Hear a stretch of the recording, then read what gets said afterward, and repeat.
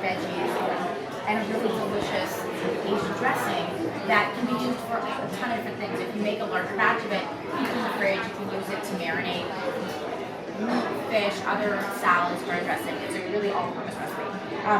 The twist to it is that I'm actually cooking the rice noodles, which start out looking like this, in a tea broth, which adds a lot of flavor, sort of earthiness to fish. And I'm making this broth with a lot of aromatics as well. There's a lot of flavor. You can buy these now really in the Asian section of any grocery store. These are rice noodles, vermicelli. Now, the packaged directions will tell you to just cook them in water with a little salt. Instead, I'm cooking them in unsweetened pure leaf tea, which, as I said, really gives it this earthiness, a little bit of tannic. So what I do to start is I make the tea broth. So I take a few cups of the pure leaf unsweetened tea, and I'm adding to it some sliced ginger, some bruised fresh lemongrass, a little salt, and then cilantro stems. The reason I'm using the stems is the stems actually hold a lot of flavor. The essential oil of the herbs is really embedded in here. And I'm using the leaves for the garnish of the salad. So instead of just throwing out and discarding the stems once you've picked all the leaves off, you can use the stem and you just throw it right in the broth. It adds a lot of really delicious, richness to the broth. So I bring that to a boil. You can add a little bit of Thai chili if you want to add a little spice as well. Obviously chop very finely, be very careful about it. Bring it to a boil and then add your noodles, simmer them until they're cooked. And then when you strain them, you can preserve a little bit of the broth. Or you can also cook poach the shrimp in the broth if you want to do that later, which will echo that great flavor. So I have my broth done. I've cooked my noodles. You want to spread the noodles out on a sheet tray to cool them to make sure they don't stick together and they're nice and loose and fluffy.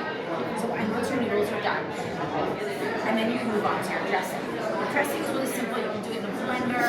You can whisk it by hand if you want as well, but this just makes it really finely pureed. I have some unsweetened tea, about a half cup, and to it I'm adding a tablespoon of soy sauce, a little bit of fish sauce. If you aren't familiar with fish sauce, it's very pungent, so use it sparingly. You only want a teaspoon or so. And then I'm adding some finely chopped lemongrass. Again, fresh ginger, all those aromatics that were in the original broth that'll really bring out the flavors of the tea and the dish itself, and of course really add to the dressing. Brown sugar to balance it all out, and some Thai peppers except for you, because you cannot eat them. Be careful when you're handling these Thai chilies. The smaller the pepper, the spicier they are. If you're handling them, make sure to either use gloves or wash your hands very well afterwards to seed them, because the heat is a lot of time in the seeds and the veins. Everything in here, and top with a little bit of lime juice for some acid. All goes in the blender and blends right out.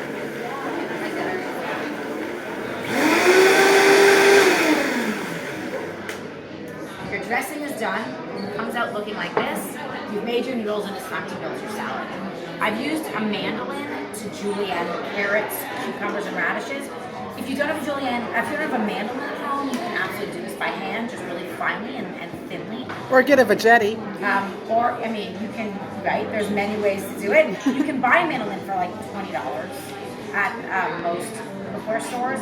The only thing about a mandolin is use it very carefully. Do not take your eyes off your fingers because you can hurt yourself. It is a very sharp tool.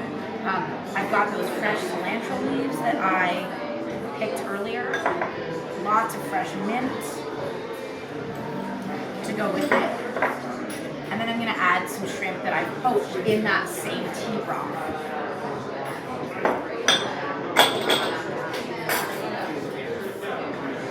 Dressing.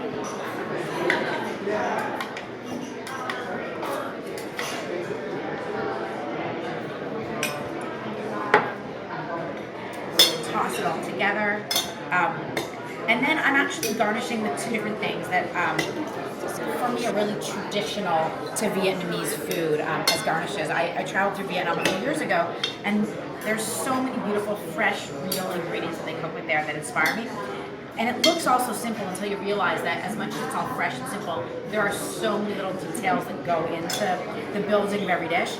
And every dish is garnished with fried shallots. So I've made the shallots right here, and they're a great garnish that I actually make a big batch of, and then I keep in a container sealed in the pantry, and as long as they're in a dry room temperature place, they actually will last a few days. I've just sliced very, very finely a shallot, dredged them in a little bit of all-purpose flour and some salt, and fried them in a saute pan on the stovetop. Make sure not to burn them. You don't want to fry them too high heat that they burn them easily, because there's a lot of sugar in a shallot, and they're very, very thin. But they make for a really crunchy, delicious, sort of unexpected garnish. And then I have some roasted peanuts. So once I've finished tossing it all, making sure that it all is evenly coated with my dressing, I'm going to plate it and garnish it with those two things. I'm going to add actually a little more dressing. All the good stuff sometimes sinks to the bottom. Does anyone have any questions so far? Do you have to play around with the recipe a lot, or was it something up there? I always this was a unique recipe that I made for this event specifically, and it took some testing. We went through. Whenever I'm testing, there's always a process to doing it. I mean, when I made the dressing, it took a little bit of time to make it, a few times to make sure that it's balanced. The right amount of fish sauce that you taste, but it doesn't overpower. You want to make sure you can really taste that tea, taste the lemongrass, that the chilies are there and add heat, but don't burn your mouth. Just gonna make sure all that stuff comes from the bottom. I'm ready to plate it.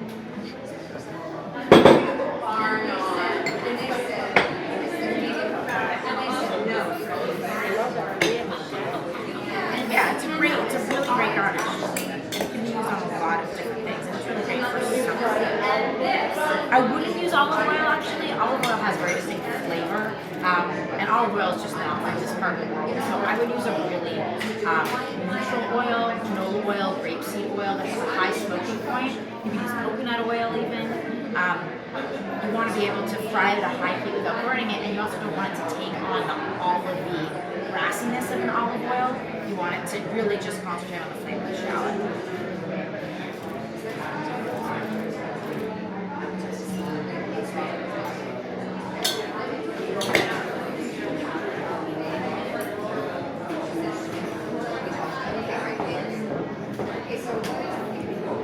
Long noodles.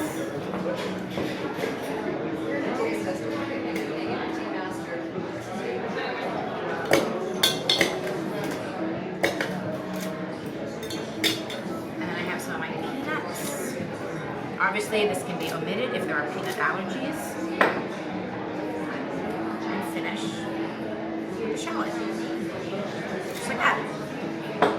You can also do this, I've done this with rotisserie chicken before. If you have leftover chicken, you can just shred the chicken with two forks. Do it instead of shrimp if you don't want seafood, or just do it as a completely vegan dish. Without any protein at all.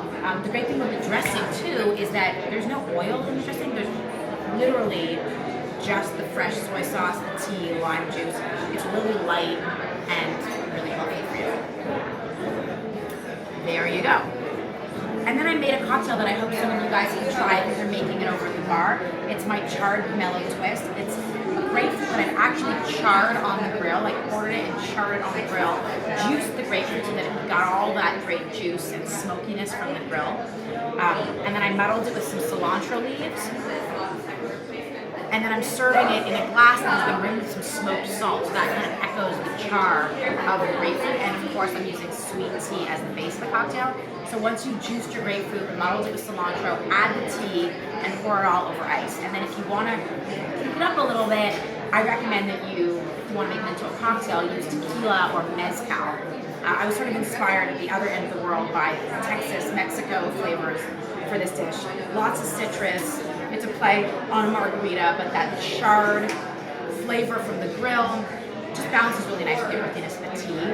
And then adding the mezcal obviously adds even more smokiness, and then the smoked salt brings it all together. So that was my inspiration. Any questions? Get it. Have yourself. Have a taste. We have tastes of the